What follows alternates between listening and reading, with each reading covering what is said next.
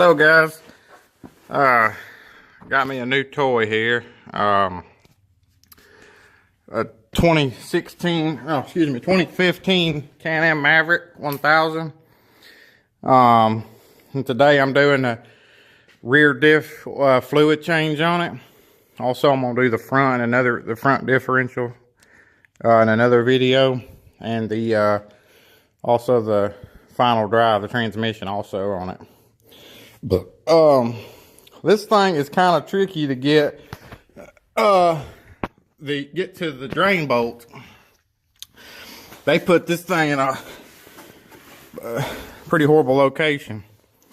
It's a 5mm Allen head, and the only tool I could find to be able to get to it is one of these, just a single 5mm Allen head to a wrench. And the bolt is actually way up in here, right in there. Well, you can't. Right there where my finger's at. And they got a skid plate under here blocking it. So what I did to be able to gain access to this thing, I took an angle grinder on it and cut it out a little bit so I could actually get a Allen head up in there. It was just a solid round hole here. I just took an angle grinder and just cut a little notch out of it. Not enough to make it, hurt anything, but or I can get access to the freaking drain hole. So anyway, we're gonna attempt to put this on there, and I've already loosened up my top.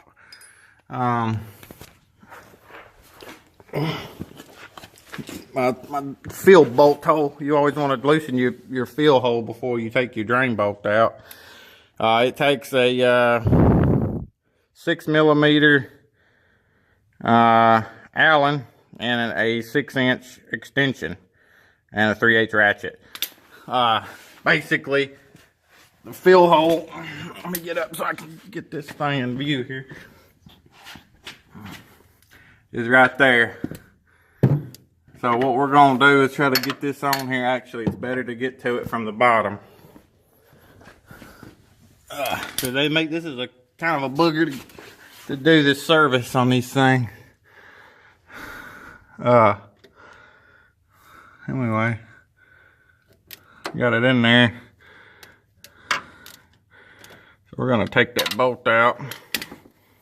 The fill hole, maybe it come right out. Now this bike's only got about 400 miles on it and 100 hours, but I'm gonna change this fluid out early anyway because it's got these big old tires on it, these 32s, and I'm sure these differentials take a beating, excess heat and whatnot. But let's see if I can get to that drain bolt or not. It would be nice. Now they put this thing in about the worst freaking spot ever.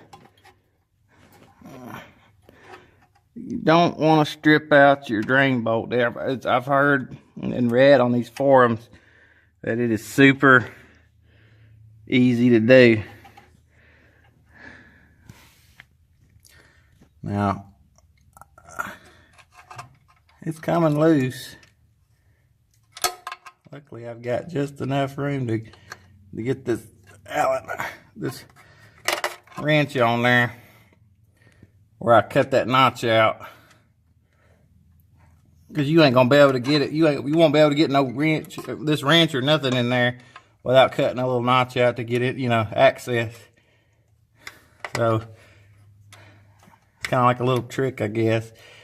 Make this job a little bit easier. And that thing's gonna want to wrench out all the way. Of course it is. It's loose enough, but it's one of them ones where you're gonna have to wrench it out the whole way. Anyway, well, let me pause this video and I'm gonna turn it back on when I get this fluid draining and whatnot, and we'll go from there.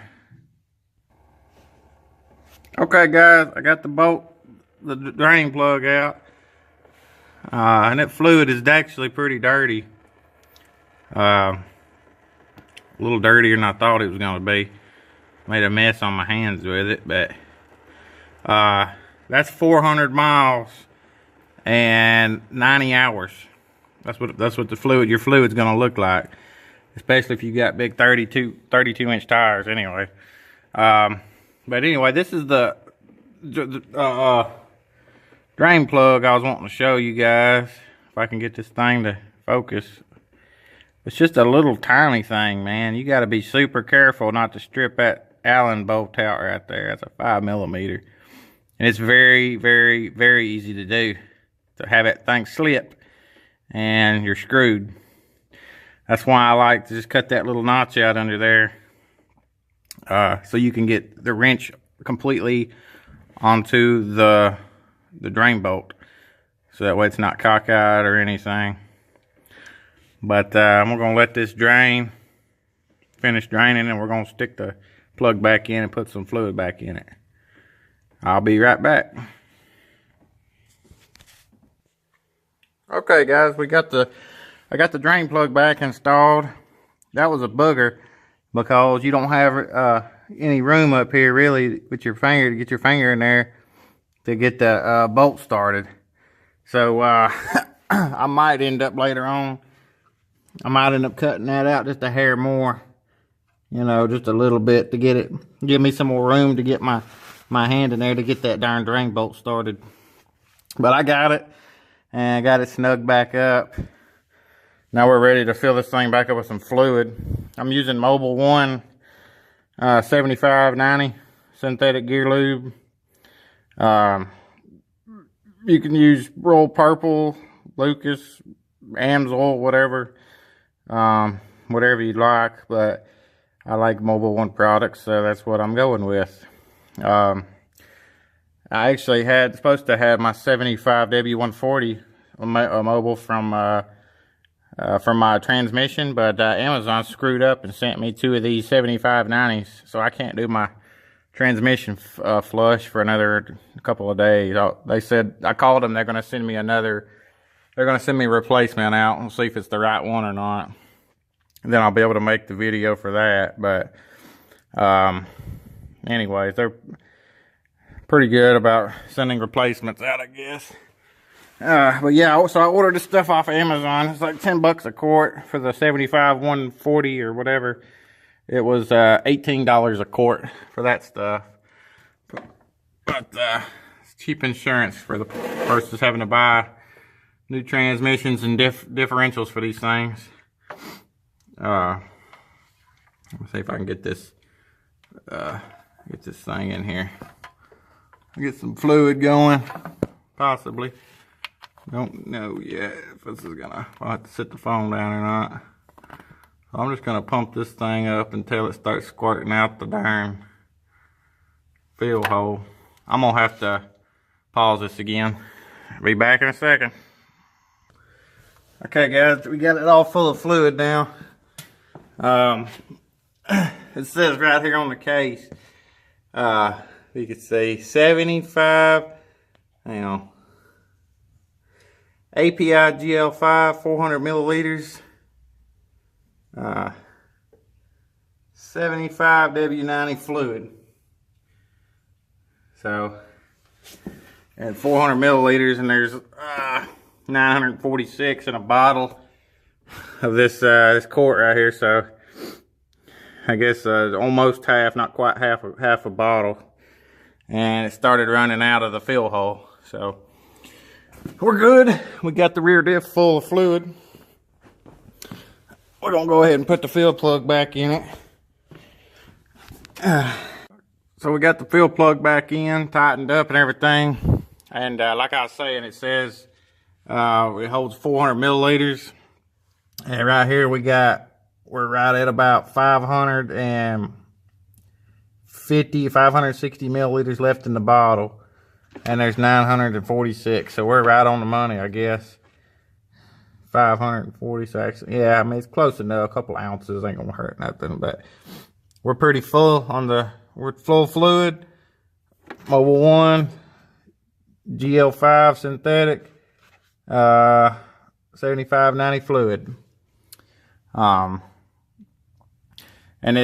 another thing I'm gonna have to do is take this thing outside, I guess, and hit it with the pressure washer, because that skid plate is covered in diff fluid. It just keeps dripping right there. So I'm gonna have to take that out there and pressure wash it off. But anyway, that's a pretty simple way to do your rear diff service on these Can-Am Mavericks. I don't know if they're any different to do on your Commanders or your Maverick Maxes or X3s or whatever, but this is just a standard Maverick 1000. Nothing fancy with this one. I'm gonna do the front diff next in the next video if you want to watch that one, but it seems like it's a lot simpler. But anyways, thanks for watching, guys. Y'all have a good one.